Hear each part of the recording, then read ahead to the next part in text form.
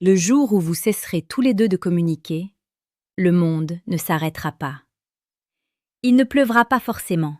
Il n'y aura peut-être pas de cris. Peut-être même qu'il y aura un silence banal, presque ordinaire. Mais à l'intérieur, tout commencera à brûler. Marc Aurèle disait « La meilleure vengeance est de ne pas ressembler à celui qui t'a fait du mal ». Et parfois la meilleure réponse n'est pas un discours, ce n'est pas une explication, ce n'est pas une justification. C'est le silence. Pas un silence enfantin, pas un silence de fuite, un silence conscient, un silence maîtrisé, un silence qui transforme. Quand deux personnes cessent de communiquer, la majorité des gens pensent que tout est fini. Ils pensent que l'histoire s'éteint, que la flamme meurt, que l'amour s'effondre. Ils ont tort. Parce que c'est précisément là que le vrai jeu commence. Au début d'une relation, tout est bruit. Messages constants, appels tardifs, rires, promesses, compliments. Il y a cette ivresse des mots.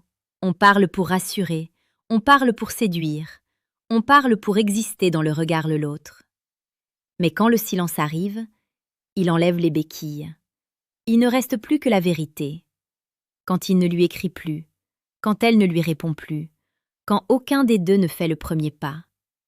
Le silence devient un miroir brutal, et dans ce miroir, chacun se confronte à ses peurs. La peur d'être oublié, la peur d'être remplacé, la peur de ne pas compter autant qu'on le croyait. Le silence révèle l'attachement réel, parce que tant qu'on parle, on peut mentir. Mais quand on se tait, le cœur, lui, continue de parler. Imaginez cette scène simple. Vous étiez habitué à son message du matin. Vous ouvrez les yeux, votre téléphone est là, silencieux. Pas de notification, pas de bonjour, pas de cœur, rien. Votre esprit commence à travailler. Pourquoi elle n'écrit pas? Elle dort encore? Elle est occupée? Elle parle à quelqu'un d'autre? C'est là que le vrai jeu commence, parce que le silence crée de l'espace, et l'espace crée du manque. En séduction, beaucoup parlent trop, ils expliquent trop, ils justifient trop, ils cherchent à combler chaque vide. Mais un homme stoïque comprend une chose fondamentale. Le mystère nourrit le désir. Quand vous cessez de courir après une réponse, vous reprenez votre pouvoir. Et ce pouvoir n'est pas bruyant, il est calme, il est stable, il est magnétique. Épictète disait « Ce qui trouble les hommes, ce ne sont pas les choses, mais les jugements qu'ils portent sur ces choses. » Le silence n'est pas douloureux en soi. Ce qui fait mal, c'est l'interprétation qu'on lui donne. Quand elle ne répond pas, certains paniquent. Ils envoient un deuxième message, puis un troisième, puis un appel. Ils perdent leur centre. Et dans cette perte de centre, ils perdent leur attraction. Parce que l'attraction naît de la solidité, de la maîtrise, de la capacité à rester entier, même quand l'autre s'éloigne. Maintenant, parlons de la psychologie réelle. Quand deux personnes cessent de communiquer, le cerveau entre dans un état d'incertitude. Et l'incertitude crée une tension émotionnelle forte. Cette tension peut détruire ou renforcer. Si l'attachement est faible, le silence dissout tout. Mais si l'attachement est profond, le silence amplifie. Elle va commencer à se demander « Pourquoi il ne m'écrit pas? Est-ce qu'il s'en fiche? Est-ce qu'il a rencontré quelqu'un ?» Et pendant qu'elle se pose ces questions, elle pense à vous. Le silence devient présence invisible. Plus vous étiez prévisible, plus votre absence devient remarquable. C'est brutal à entendre, mais vrai.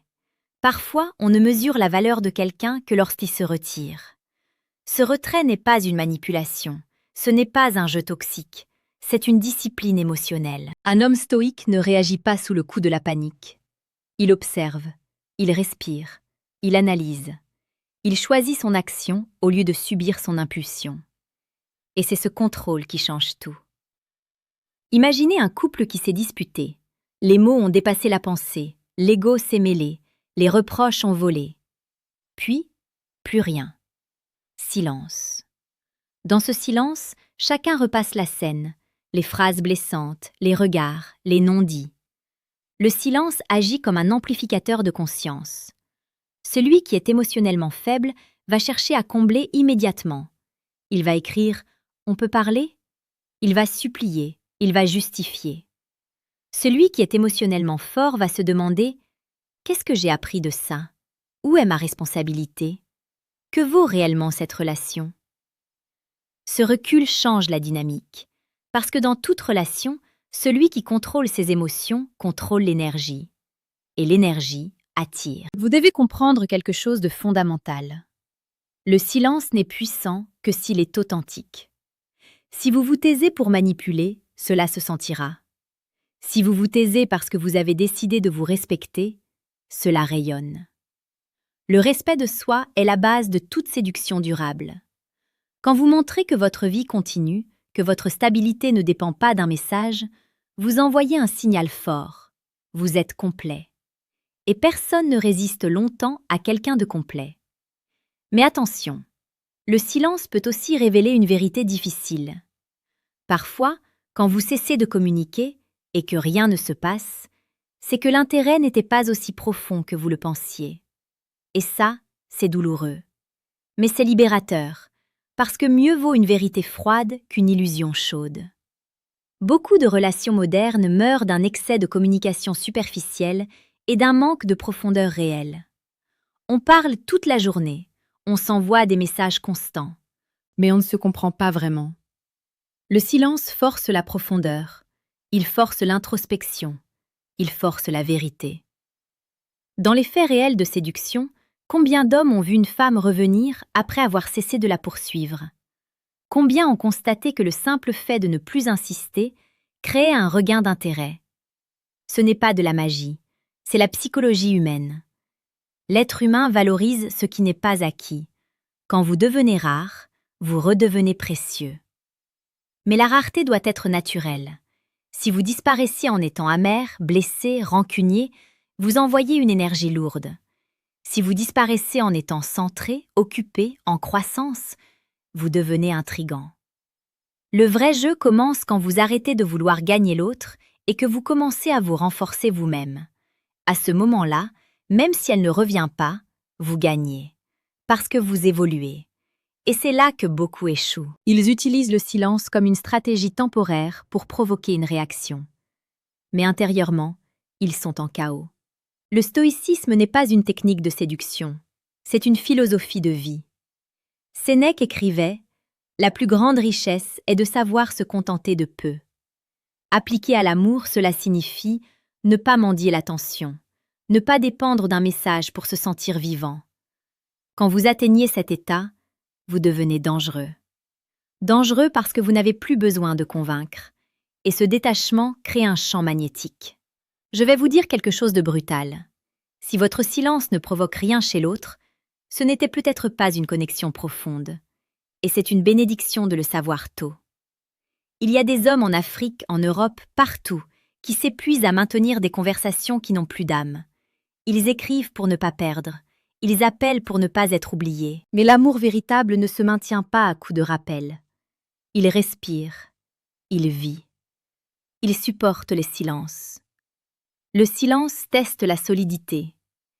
Si vous écoutez cette vidéo et que vous traversez une période où la communication s'est arrêtée, ne paniquez pas. Respirez. Regardez ce que vous ressentez. Est-ce de la peur? Est-ce de l'orgueil? Est-ce de l'amour réel?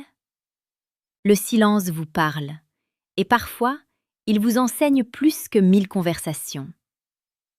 À ce stade de la vidéo, si ce que vous entendez résonne en vous, prenez un instant pour vous abonner à la chaîne Âme Stoïque. Chaque jour, nous explorons la séduction la plus précieuse et la plus pertinente, celle qui élève au lieu d'avilir. Revenons à cette idée centrale. Quand ils cessent tous les deux de communiquer, le vrai jeu commence parce que chacun est forcé de se confronter à sa valeur personnelle, sans validation externe, sans distraction. C'est là que l'estime de soi est testée. Un homme solide ne court pas après quelqu'un qui s'éloigne. Il observe si l'autre fait un pas. Et s'il ne le fait pas, il accepte la réalité avec dignité. Cette dignité est rare, et la rareté attire. Imaginez qu'elle attende votre message. Elle regarde son téléphone. Rien. Les heures passent. elle commence à ressentir un léger vide. Ce vide devient question. Cette question devient curiosité. Cette curiosité devient désir. Mais cela ne fonctionne que si, auparavant, vous aviez créé une connexion réelle. Le silence n'invente pas l'intérêt, il le révèle. Et parfois, il le multiplie. Dans la vie quotidienne, combien de couples se parlent sans vraiment s'écouter? Combien de disputes naissent parce que chacun veut avoir raison plutôt que comprendre? Le silence peut devenir un espace de maturité. Au lieu de répondre sous la colère, vous choisissez le recul. Au lieu d'attaquer, vous réfléchissez. Ce choix change la dynamique, parce que celui qui maîtrise son impulsion devient imprévisible. Et l'imprévisibilité mesurée crée du respect. Le vrai jeu n'est pas de savoir qui écrira en premier. Le vrai jeu est de savoir qui reste stable dans l'attente. C'est une guerre intérieure, une guerre contre l'ego, contre la peur, contre l'envie de prouver. Et celui qui gagne cette guerre intérieure gagne la relation ou gagne sa liberté. Au milieu de ce silence, posez-vous une question simple. Est-ce que je veux cette personne par amour ou par besoin? La différence est immense. Le besoin panique. L'amour observe. Le besoin insiste. L'amour respecte. Le besoin supplie. L'amour choisit. Si votre silence est rempli de rancœur, travaillez sur vous. Faites du sport, lisez, apprenez, construisez. Votre énergie doit monter. Parce que le silence vide sans croissance devient dépression. Mais le silence accompagné d'élévation devient transformation. À ce moment précis de votre vie, peut-être que vous vivez ce silence comme une douleur. Peut-être que vous regardez son statut en ligne. Peut-être que vous résistez à l'envie d'écrire. Comprenez ceci. Chaque fois que vous résistez à l'impulsion, vous renforcez votre discipline. Et la discipline crée la confiance. Et la confiance attire naturellement. Il y a une beauté étrange dans le silence partagé. Deux personnes qui ne parlent plus, mais qui pensent l'une à l'autre. C'est intense, c'est presque spirituel. Le silence est un champ invisible où les émotions se rencontrent sans mots. Mais attention, ne confondez pas silence et orgueil. Si vous avez commis une erreur claire, si vous avez blessé profondément, le silence peut devenir fuite. Le stoïcisme n'est pas l'évitement, c'est la responsabilité.